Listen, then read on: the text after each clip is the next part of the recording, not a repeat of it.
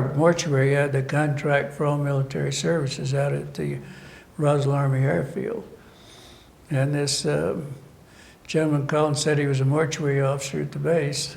He needed some information. And I said, what do you need? And he said, how many hermetically sealed infant caskets do you have, 3.5 to 4 foot in stock? And I said, we don't have any. How long would it take you to get them? And I said, well, I can call Amarillo by 3:30 this afternoon and have them in here in the morning. I said, what's going on? He said, that's not important. I said, well, it is important also, but anyway.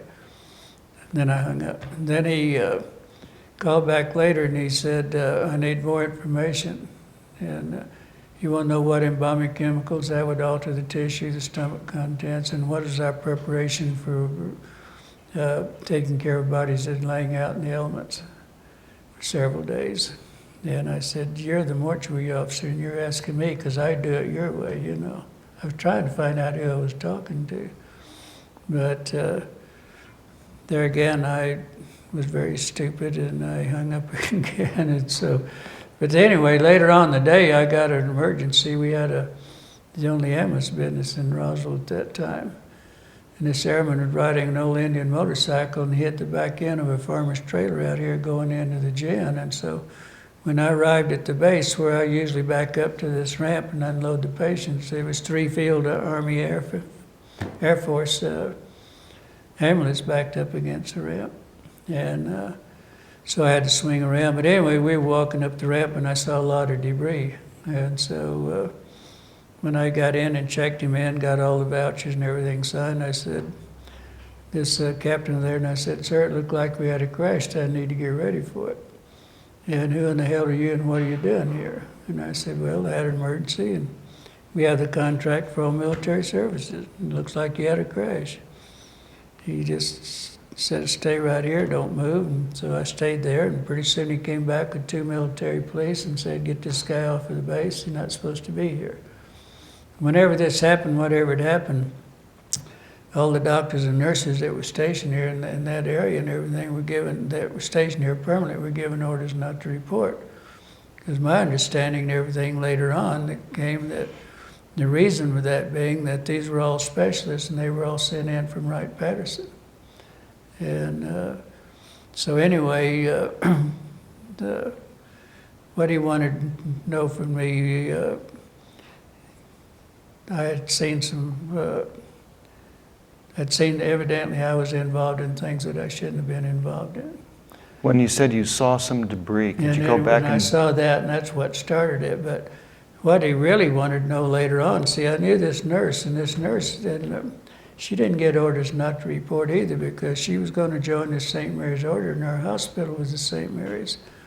And she would come up like on the weekends and not go back until, till her weekend started again, and she'd go in. When she went in to sign in for her next tour of duty, that's when they were in this supply room, and there were 2 pathologists. I understood they were from Wright-Patterson. They were not doing an autopsy. They were examining what was brought in from the Roswell crash, what we call the Roswell crash. And the reason that she started out the door, and then they said, Lieutenant, we still have to have some help. And this is what you're going to do. And they wanted her. And so they'd take a forceps and turn a hand. She'd say 4 fragile fingers, so many centimeters, and all this kind of stuff. And she said she wasn't in there over 20 or 30 minutes at the most. And all their eyes and it started burning in their skin. They were feeling it was getting real warm and real hot. So that's when they just immediately, they had no idea what they had. The 2 pathologists said there wasn't anything in the anatomy books, there wasn't anything in what our medical schools, they had never seen anything like this. And that's immediately after that they were put in these pouches, put in a hermetically sealed container and flown directly to Wright-Patterson. And she actually described for you what they looked like. Yeah, when the MPs were taking me out down the hall, that's when she came out of the supply room with this towel over her face, and that's when she screamed, Glen, get out of here as fast as you can. Then I met her I kept calling, and I met her the next morning at the officers' club in the conference room, and that's when she gave me a little diagram of what they were going on, what they look like. And it looks like what you see today, most of the little diagrams, you know, the 4 fragile fingers and the long arm, real short joint, the large eyes. She said the heads were almost completely demolished, but they could see. They only had 2 orifices. They didn't have earlobes. They had 2 ear canals. The mouth was only about 1 inch. And that's the way she described it to me. And I was with her till about 11:30 that day, and then at 3:30 that afternoon, her supervisor called and said, "Your friend just been transferred out." And I had her serial number and everything else, but I never have found her to this day. I've never made contact with her. So I'm sure, I think the best thing they did, she was going to join a convent, and I'd imagine they discharged her and let her go. It's a good place to keep somebody quiet. And he came up to me and he was punching me on the shoulder, just lightly. I mean, he wasn't rough or anything. And he just said, "Look, mister, you don't go in and start any rumors in Roswell. Nothing happened out here." And he said, "If you do, you know, it'd be real serious problems." And so I just, being as my character was at that time, I said, "I'm a civilian, you can go to hell." And that's where he said, "You may be the one going to hell."